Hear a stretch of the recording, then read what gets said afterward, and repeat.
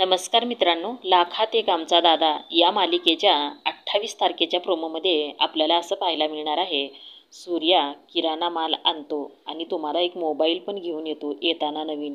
तर सूर्या घरी येतो किराणा माल घेऊन. तर सगळ्या बहिणींना किराणा माल दिसतो पण मोबाईलच दिसत नाही. म्हणून राजू म्हणते, ते कुठं आहे? तर सूर्या मुद्दाम सरप्राईज देण्यासाठी खोटं बोलतो. कोण कुठं आहे? तर राजू परत म्हणते, ते तू आणणार होतास ना घरात. तर सूर्या म्हणतो, हा महिन्याचा किराणा माल ना. तर परत तेजू म्हणते, दुसरं काही विसरतोयस का तू? तर सूर्या परत नाटक करतो, दुसरं काय? तर भागू म्हणते, मोबाईल. धनू म्हणते, हो हो हो.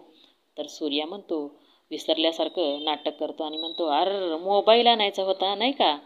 मी एक काम करतो, उद्या आणतो म्हणल्यानंतर सगळ्याजणी नाराज होतात आणि तिथून निघून जात असतात. तर सूर्या म्हणतो, ए चांडाळ चौकट्यांनो म्हणून नवीन मोबाईल दाखवतो. तर सगळ्याजणी मोठ्याने आनंदाने ओरडतात, दादा तू खरंच आणलास की फोन. म्हणून सगळ्याजणी सेल्फी घेतात आणि भरपूर एकमेकीचे फोटो काढत असतात.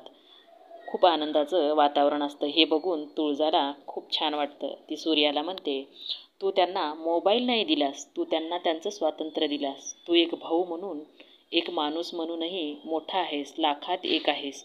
असं भरभरून तुळजा सूर्याचं कौतुक करत असते. सूर्याला खूप आनंद होतो.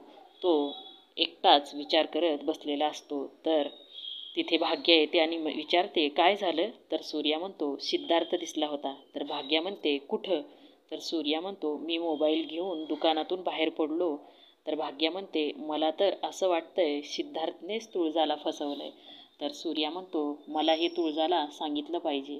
तर सूर्या तुळजाला सिद्धार्थ दिसला आणि तुलाच त्यांनी फसवलंय असं म्हणून सांगेल का? तर तुळजाची काय रिॲक्शन असेल सूर्याच्या बोलण्यावरनं? असेच नवनवीन पुढील अपडेट बघण्यासाठी चॅनलला सबस्क्राईब करा. धन्यवाद.